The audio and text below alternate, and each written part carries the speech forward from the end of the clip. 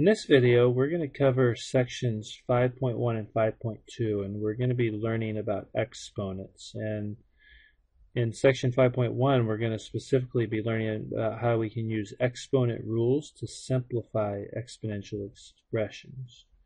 So first of all, just a review of what exponents are. If we have an exponent like 3 to the 5th, an exponent is just another way of writing repeated multiplication. So 3 raised to the 5th power means to multiply 3 by itself 5 times. So notice we have 1, 2, 3, 4, 5 3s. And so if we want to evaluate some of these, this first one means to take negative 2 times itself 4 times. And because we have a negative and there's an even number of negatives, we know that this is going to be a positive. So this is going to be a positive 16. And that's different than the next one, because the next one is just 2 that's raised to the 4th with a negative out in front.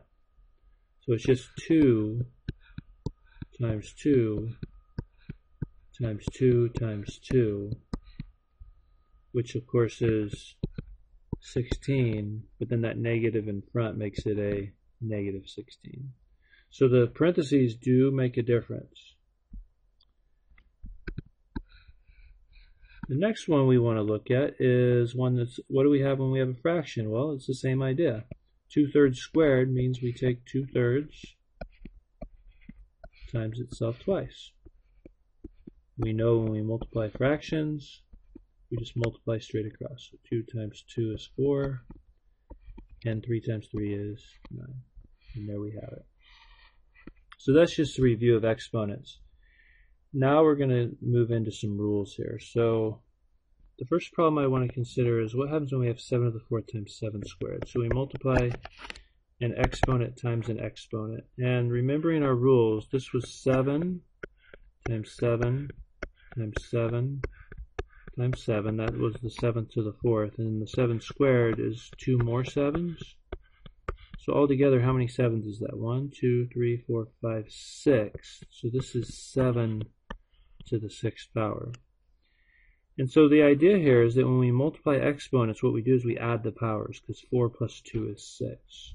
So in general, if I have x to the m times x to the n power, this is x to the m plus n. When we multiply exponents, we add the powers.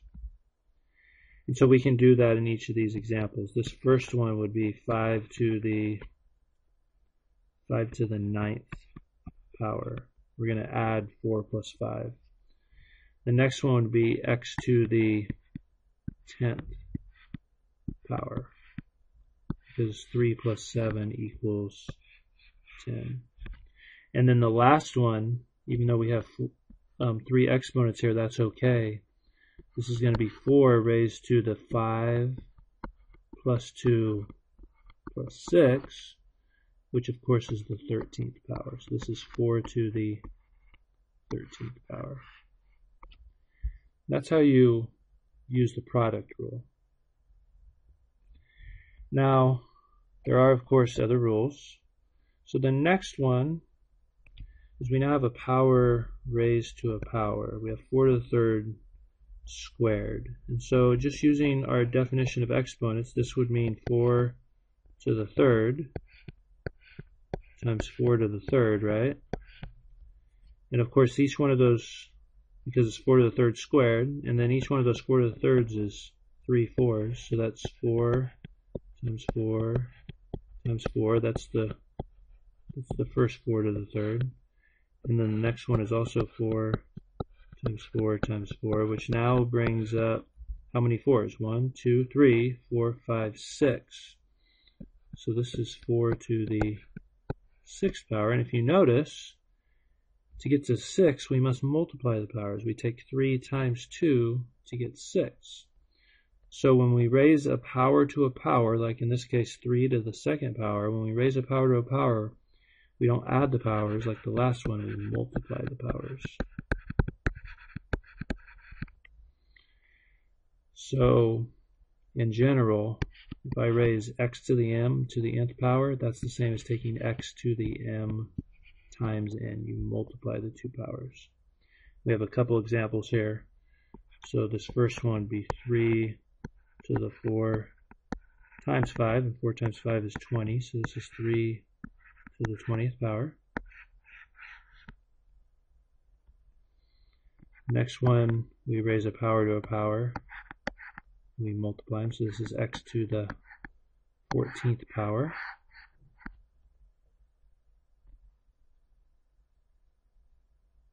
Two times 7 is 14. Okay, we have another type of problem to consider here. We have 5y raised to the 4th.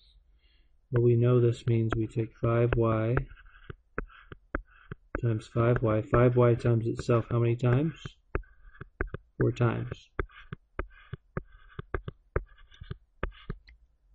And we can see here that this is 1, 2, 3, 4, 5. So it's 5 to the 4th. And then how many y's? 1, 2, 3, 4 y's. So y to the 4th. And then you could rewrite 5 to the 4th. 5 times itself 4 times is going to be 625. So this is 625y to the 4th.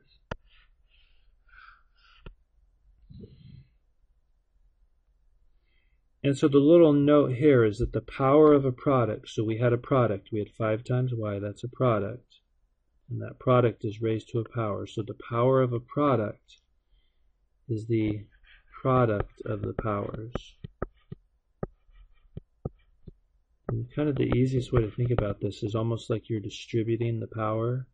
The 5 got raised to the 4th power, and the y got raised to the 4th power. So in general, if I have bases x and y, x times y raised to the nth is the same as x to the nth times y to the nth. So a couple examples here. This would be like 7 squared times x squared. And of course 7 squared is 49, so this is 49 x squared. We have another example. Here our product has 3 different parts, so this would be the 3 has to be raised to the 4th, the x has to be raised to the 4th, and the y has to be raised to the 4th. 3 to the 4th is 81, that's 3 times 3 is 9, 9 times 3 is 27, and 27 times 3 is 81. This gets raised to the 4th power, and then the y gets raised to the 4th power. There you go.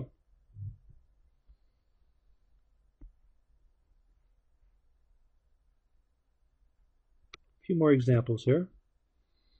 So we have another power of a product. This next one, remember, everything inside those parentheses is now going to be squared. So this is negative 1/3 squared. And then x to the 3rd has to be squared, and then y squared has to be squared. Now, negative 1/3 squared, remember that's negative 1/3 times negative 1/3. And the negative times a negative is a positive. And then we know 1 times 1 is 1, and 3 times 3 is 9. So this is 1/9. Now remember, we have a power raised to a power, so that goes back to one we just talked about. It's the power rule right here. Power raised to a power, remember we multiply the powers. So in this example, we're going to have 3 times 2, which is x to the 6th. And then we have another power to a power. 2 times 2 is 4, so this is y to the 4th. There's that one. So I have one more example here. This is another one where we are going to be raising powers to powers. So 5 raised to the 2nd, that's multiply the powers, so that's x to the 10th. And then again, the x to the 4th raised to the 3rd, multiply 4 times 3, we get 12. And now we have an exponent times an exponent, which is the product rule. That was the very first one we talked about. The product rule, when you take an exponent times an exponent, you add the powers. So when I add 10 plus 12, I get 22. So this is x to the 22nd power. Okay, so a new type of rule to consider here. What happens when we divide exponents?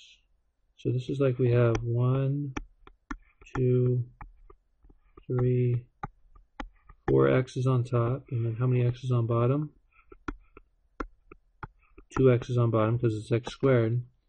And now then we could say, okay, we have some common factors here. We have 2 pairs of x's that can divide out from the top to the bottom, which leaves how many on the top?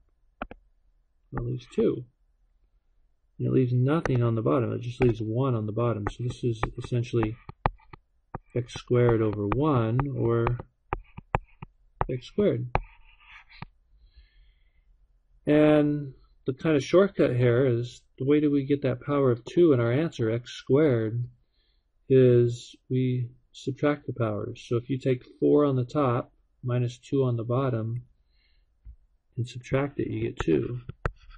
So when you divide exponents with the same base, we subtract the powers. So x to the m divided by x to the n is x to the m minus n. It's the opposite. When we multiplied exponents, we added the powers, but when we divide exponents, we subtract the powers. So example A here, this would be x to the 10 minus 4. 10 minus 4, of course, is 6. I also just like to think about these as, you know, you have 10 x's on the top, and you have 4 on the bottom. If you cancel the 4 on the bottom with 4 of the ones on the top, that leaves 6 left, so it's x to the 6th power. Okay, then we also have one more of these. Now with the numbers, those aren't exponents. The 32 and the 16, those are just straight numbers, so we divide them like normal. And we know that 32 divided by 16 is 2. So this is going to be 2. And then we have C, we have 4 on the top, minus C to the 1 on the bottom. And D's, we have 12 on the top, minus 6 on the bottom. So simplifying, this is going to be 2. 4 minus 1 is 3, so C to the 3rd power, and D to the 6th power. That's that example. We also have the power of the quotient rule. Just like we had the power of a product. So what happens here is both the x and the y get raised to the n power. So an example here, this first one would be x is raised to the 2nd power, and 5 gets raised to the 2nd power. And of course 5 squared is 25. So this can be rewritten as x squared over 25. Same thing goes for the next one. This would be 2 cubed over a cubed. Both the 2 and the a get cubed. And 2 cubed is 8. 2 times 2 times 2 is 8 over a cubed. Okay, another one. Consider the example 3 squared over 3 squared. Well, if I use that same quotient rule that we just talked about a few examples ago, we know that we would subtract the power. So this would be 3 to the 0 power. What is the 0 power? That's kind of a strange problem. Well, another way of thinking about this is 3 squared over 3 squared is 3 times 3 divided by 3 times 3. Remember, we can divide out those common factors. And so what's this going to be left? This is going to be equal to what? 1 over 1, which of course is just 1. So anything raised to the 0 power is 1. For any base x, x to the 0 power is always 1. So 10 to the 0 power, that's 1. This whole quantity, 3x to the 5th y squared raised to the 0 power, that whole thing, strange enough, is 1. It's kind of a neat one to remember. And that does it. So that's 5.1. Now in 5.2 we get to talk about two things. We get to talk about negative exponents and scientific notation. And so when we have negative exponents, there's a couple rules you want to remember. And basically, when we have a negative exponent, we want to make that exponent positive. And the way you do that is if it's on the top, because this is like x to the minus n over 1, then we're going to move that x to the minus n to the bottom. So it's going to become 1 over x to the positive n. And if that negative power is on the bottom, it's going to move up to the top and become a positive power. So we have some few examples here where we want to change the exponent to a positive first and then simplify. So this first one, if I want to change it to positive 2, it's going to have to be 1 over 3 squared. 3 squared is 9, so this is 1 over 9. Now in the next one, the thing you have to be careful of is that this negative 4 is only attached to the x. So if I want to make that power of negative 4 positive, only the x part goes to the bottom. The 5 is going to stay on top. The x to the 4th goes to the bottom. So this is 5 over x to the 4th. And we can apply that same principle in the next example. Only the exponents that are negative will move. So, for example, the 5 is to the negative 2 powers. So if I want to make that positive, that's going to have to go to the bottom. Same goes with the x. X is to the negative 8. So to make that positive, I make it a x to the 8 on the bottom. On the bottom, I have y to the negative 5. I want to make that positive. So that's going to be y to the positive 5 on the top. And then z to the 4th is already positive, so I'm going to leave that on the bottom. So that's how you make negative exponents positive. Well, I guess the only other thing we could do there is 5 squared, of course, is 25. 5 times 5. So I could rewrite this as y to the 5th over 25, x to the 8th, z to the 4th.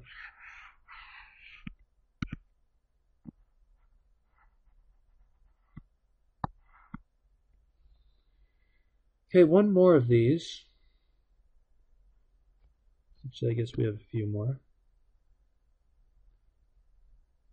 Example D.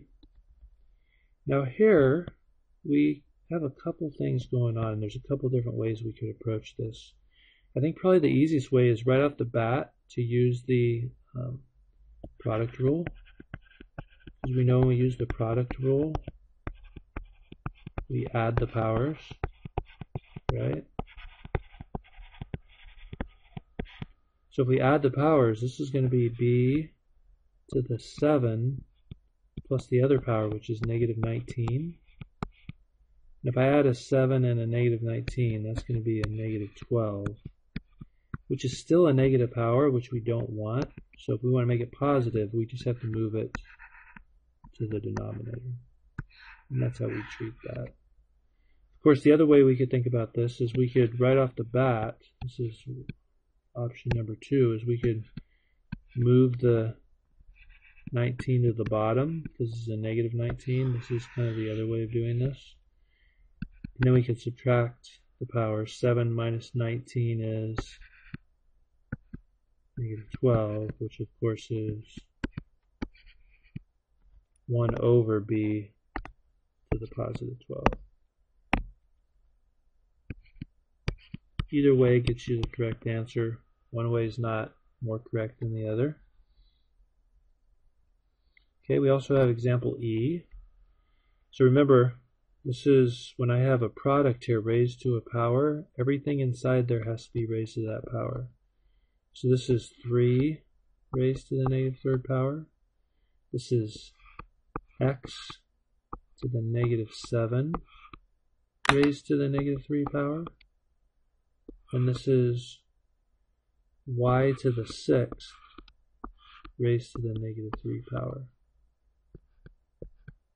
I'm going to rewrite the 3 to the negative 3 for now. Remember, when we raise a power to a power, we multiply these. So we have a negative 7 times a negative 3. That's a positive 21 as a power for x. Then we have y. 6 times negative 3 is negative 18. Now, one of the most common things I see people want to do here is take this and say, oh, that's equal to negative 27 somehow. Because they see 3 to the third and they think, oh, that's 27, and then that negative power must make it negative. But no, this is not the case. I don't want to do that. Please do not do that. Instead, like always, make that power negative. So make that negative power positive. So if I look at this expression, the 3 to the negative third is negative. So to make that positive, it goes to the bottom. And the same goes with the y. That's going to be a y to the positive 18 in the denominator. And then the x to the 21 stays positive on the top. And this will simplify down to x to the 21 over, now 3 to the third is 27, y to the 18th, and there you have your answer. One last example here with these. If I'm simplifying this, I have a to the 10th over a to the 4th. Remember, we can subtract powers. So this would be a to the 6th. I have b essentially to the 1 minus b to the 7th. That's b 1 minus 7 is negative 6. And then I have c to the 6 minus 7. 6 minus 7 is negative 1. And then those negative powers, we can move those to the bottom. So that's a to the 6th over b to the 6th over c to the 1, or just c. So we could actually leave that 1 off. We get our answer, a to the 6th over b to the 6th c. Of course, another way to think about this is use that idea of what's on the top and what's on the bottom. I have 10 a's on the top, 4 on the bottom. 4 of those ones from the bottom will cancel with 4 from the top, leaving 6 extra a's on the top. And with b's, I have 1 b on the top, 7 on the bottom. That would leave 6 b's on the bottom if I canceled 1 from the top and the bottom. And then with the c's, I have 6 c's on top and 7 on bottom. If I canceled 6 c's out from the top and the bottom, I would be left with 1 c on the bottom. Just kind of another way to think about it. Okay, now the last thing that we're going to be talking about is scientific notation. Now, what is it used for? Well, a lot of times it's used in science as a better way or another way of writing really big or small numbers. It's a way to write really big or really small numbers. So we're going to do some examples and I'm going to teach you what we mean by that. The number is written in scientific notation if it has the form a times 10 to the b power. Notice it has to be greater than or equal to 1 but less than 10, which means it has to be a number that is a single digit number. It can have a decimal part, but the a part has to be between 1 and 10. So it can't be 10 or above. And then b has to be an integer, so which means b has to be a whole number, but it has to be a positive or negative one. And there's really only 2 concepts you need to remember here. And that is this. That is that when you have a big number that you want to write in scientific notation, you need to think positive powers or positive exponent. And then on the flip side, if you have a really small number, you need to think negative exponent.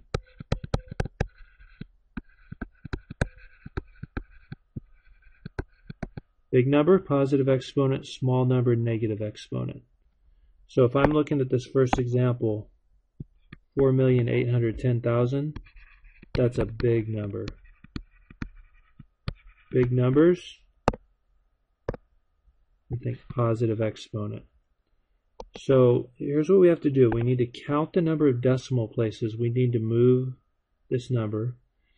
4,810,000, the decimal place here is going to be after the 0. And so I need to move it 1, 2, 3, 4, 5, 6 places. I need to move it 6 places.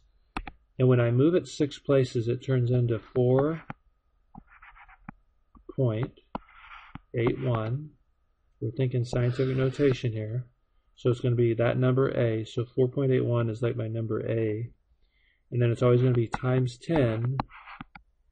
And because it's a big number, we think positive exponent. And how many places we move? We move 6 places. So this is going to be to a positive 6 power.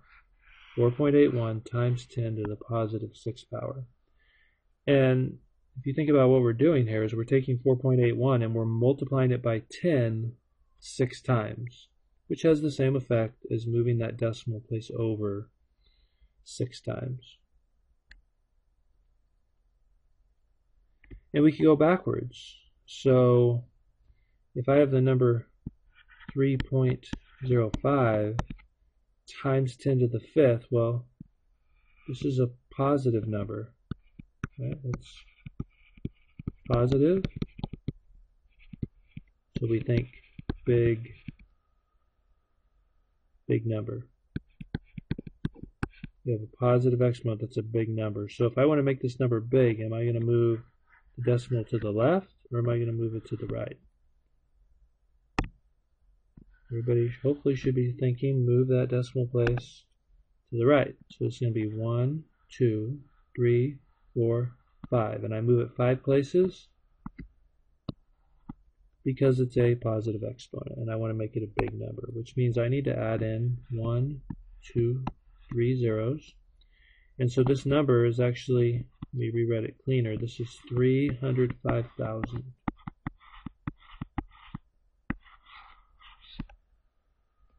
We have a few more examples here.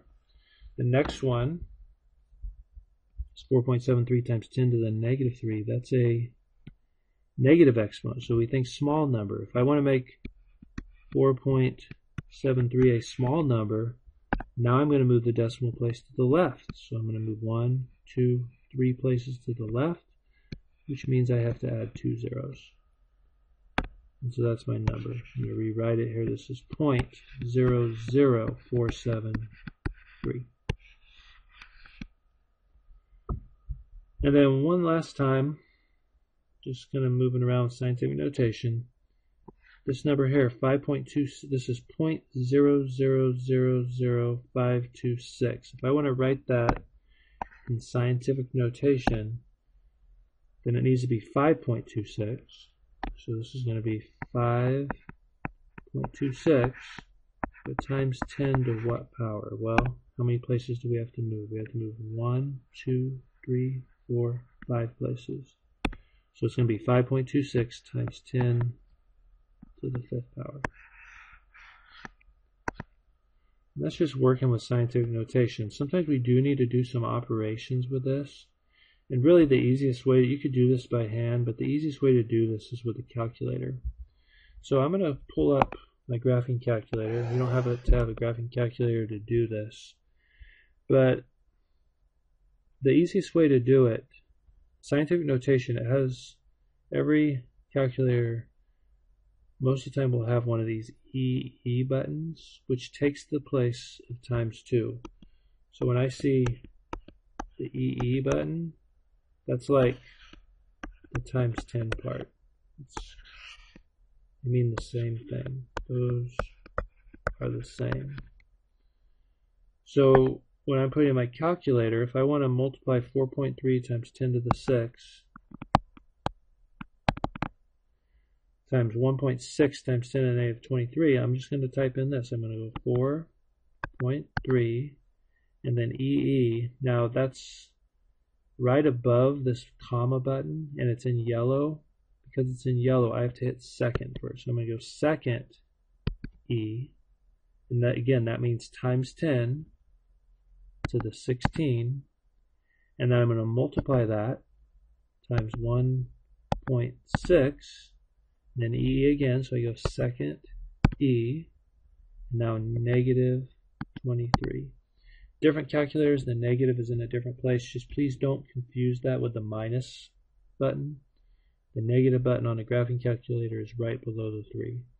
So this is going to look like 6.88 e to the negative 7. Remember that means times 10 to the negative 7. So this is going to be 6.88 times 10 to the negative 7. Nice to be able to let your graphing calculator do that for you. I can also do division with the graphing calculator.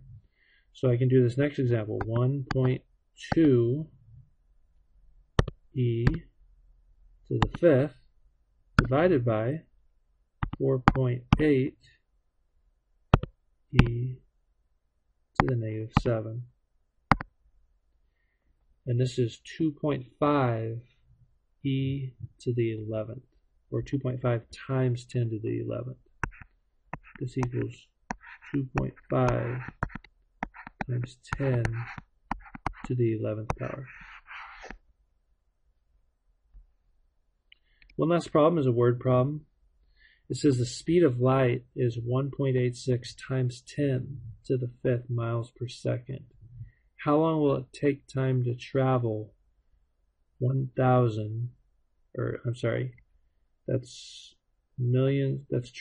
13 trillion 950 billion miles. That's a long distance. And this is essentially a distance equals rate times time problem. Distance equals rate times time, where we're given a distance and we're given a speed or a rate.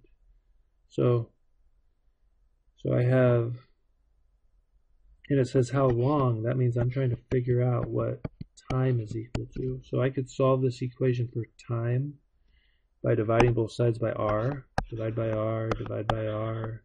R's cancel. And what you get is you get t equals the distance traveled divided by the rate. Now in this case, the distance, I want to write in scientific notation. I know it's that 13 trillion miles, but that's the same as 1.395 times 10 to what? Well, this is 3, 6, 9, 12, and one more 13. So this is times 10 to the 13th power and divided by the rate, which is 1.86 times 10 to the 5th.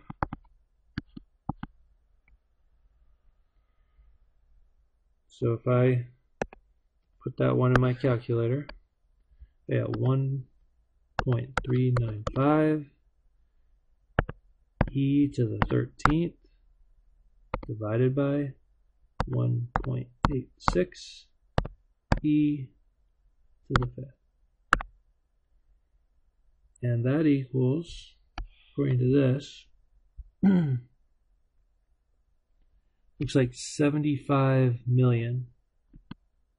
So this is 75, 6 more zeros added on the end here. And of course that's time, so this is going to be in seconds. So this is 75 million seconds.